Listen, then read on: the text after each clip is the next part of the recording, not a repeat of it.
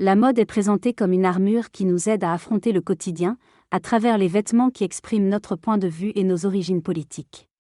De manière personnelle, l'artiste et influenceuse palestinienne met en avant son attachement au kfié, un symbole chargé de sens pour elle, évoquant l'histoire, la culture et la lutte pour l'indépendance de la Palestine. Le kfié est devenu un symbole de résistance porté dans le monde entier en soutien aux Palestiniens. L'artiste partage son lien profond avec ses origines à Gaza, rappelant les souvenirs de son grand-père et les repas familiaux palestiniens. Elle exprime sa culpabilité de jouir de privilèges alors que Gaza souffre, tout en nourrissant le rêve de visiter un jour la Palestine. Artiste et activiste culturelle, elle met en avant l'importance de la mode dans sa vie, passant de mannequin à voix engagée.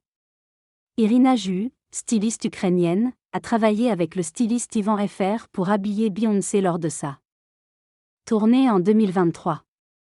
La mode évolue, devenant ludique et innovante.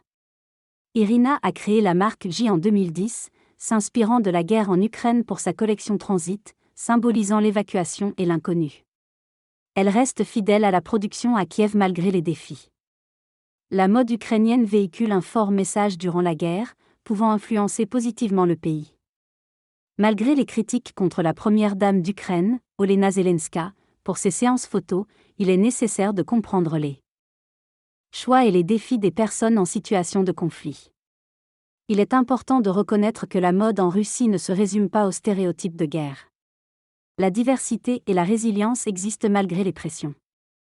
Gabrielle a fondé la marque NAT il y a 5 ans avec pour objectif de véhiculer des messages à travers ses vêtements. Elle reverse environ 20% des bénéfices à des organisations caritatives, notamment pour aider les réfugiés d'Ukraine.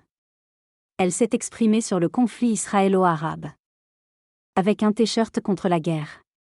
Ses créations sont également un hommage aux victimes du conflit en Ukraine. Elle a refusé une collaboration avec un parti politique russe et préfère s'exprimer de manière prudente pour éviter des problèmes juridiques. Son travail est inspiré par ses racines et son identité culturelle chouvache, en mettant en avant des symboles et des motifs traditionnels. Elle vit maintenant près de Londres et met en avant l'artisanat féminin traditionnel de la République de Chouvachi à travers ses créations textiles et ses bijoux en argent, cuir et pièces de monnaie. Dans ses paroles, l'artiste évoque son inspiration tirée des traditions et légendes chouvaches pour ses créations artistiques, telles que des bijoux et des armures. Elle raconte comment son identité culturelle influence son travail et son engagement envers son héritage.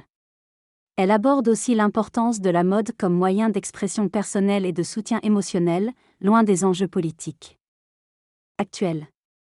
Malgré des collaborations à l'étranger, elle exprime sa déception vis-à-vis du manque de reconnaissance artistique dans son propre pays. Elle encourage les jeunes générations à embrasser leur identité culturelle comme une force pour leur épanouissement personnel.